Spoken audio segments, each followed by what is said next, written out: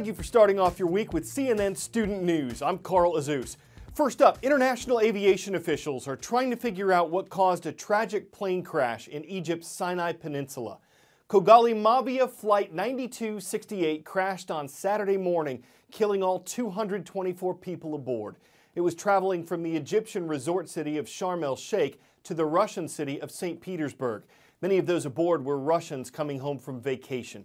Russian President Vladimir Putin declared yesterday a national day of mourning.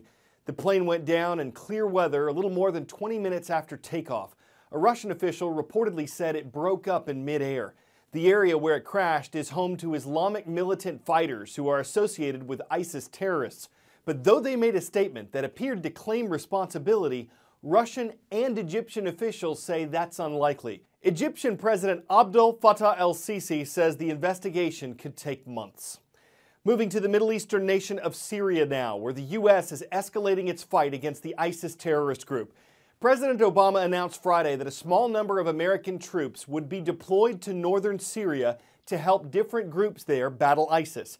He authorized fewer than 50 special operations forces to go, but a U.S. official says more could be sent later on. The White House believes that the additional U.S. troops will be effective in helping weaken ISIS.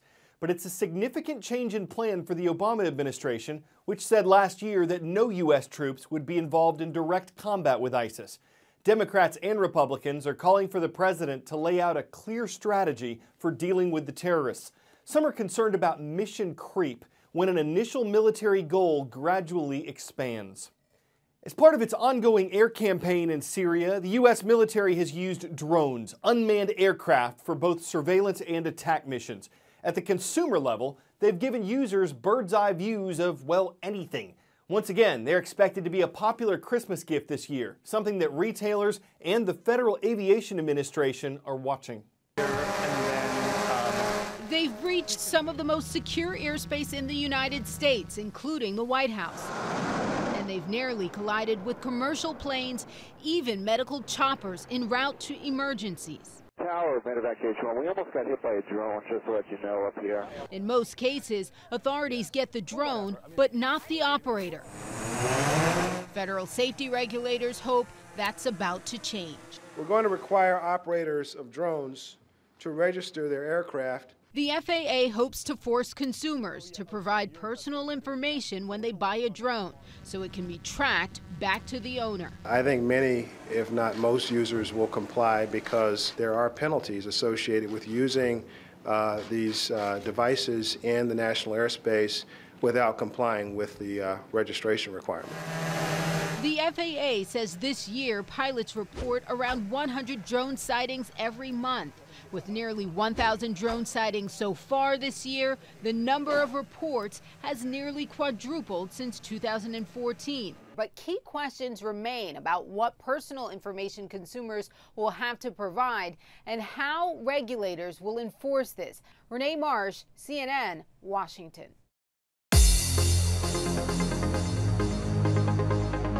Today's roll call begins in West Africa. We're taking you to the nation of Senegal. In the capital city of Dakar, we're happy to be part of your day at the International School of Dakar. Thank you for watching. Next, we're headed to the city of Osceola in southern Iowa. Hello to the Indians. Clark High School is on the roll. And finally, to eastern Missouri, we're visiting the city of Ellisville and shouting out the Trojans of Crestview Middle School. Great to see you. Starting later this month, the French government is planning to host its largest conference ever. 40,000 delegates representing 195 countries, including China, India, and the U.S. Those three nations produce the largest amounts of carbon dioxide, which most scientists say is causing Earth's average temperatures to heat up. A smaller group disagrees, saying climate change happens naturally and the Earth can absorb the CO2 from human activities. But that won't be the focus of COP21. So you may have seen this term COP21 popping up in your Twitter feed. COP21 means the Conference of Parties. It's the 21st time, essentially, that the world has come together to try to figure out a solution to climate change. This is something that we've never succeeded at before, but there's very good reason to think that this year in December in Paris, when the world meets again, that we'll be able to figure out something that will get us on the right track. When all these world leaders get together in Paris, they're basically going to be talking about one number. and that number is 2 degrees Celsius.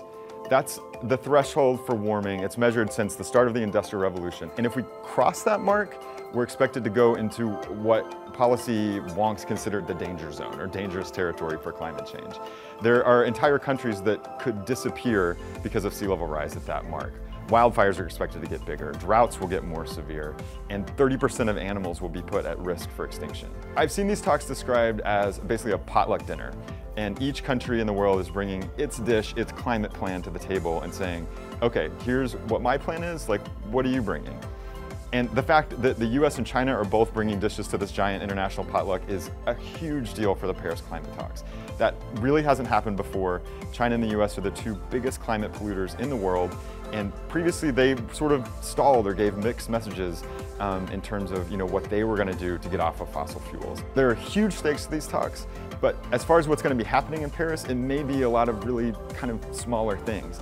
Countries will be fighting about, how aggressive these cuts to fossil fuels are, exactly who's going to pay for countries to adapt to climate change, and how often these goals are going to be reviewed going forward. In the U.S., doctors perform almost 1 million bone graft surgeries every year. Most of the time, they harvest a piece of bone from a patient or a deceased donor, set it where it needs to go, and hope it takes hold. But what if there were a way to regenerate bone from someone's own cells? The 206 bones that make up our skeletons give our bodies strength and structure. There are no extra pieces. That may be why bone is the most transplanted body part.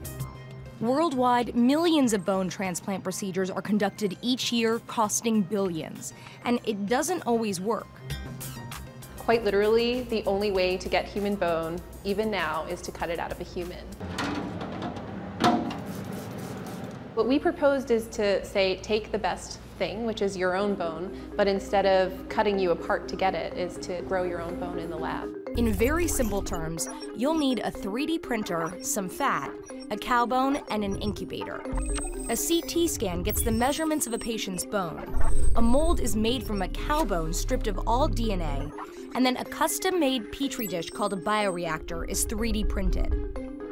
The lab extracts stem cells from a patient's fat and turns them into bone cells, which are put on the mold and plugged into the bioreactor.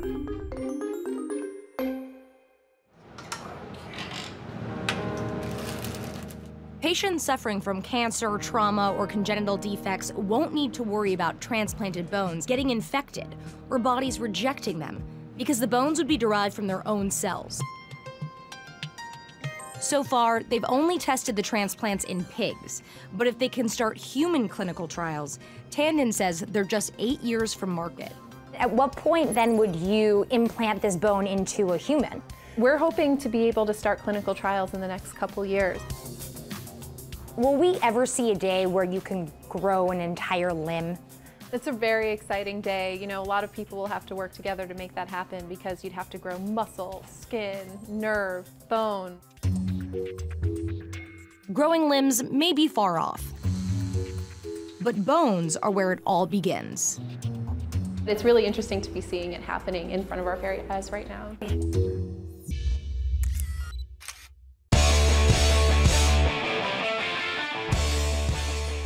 Forget carving pumpkins, pumpkin seeds, or pumpkin pie. In Chagrin Falls, Ohio, high school students have a Halloween tradition of rolling them.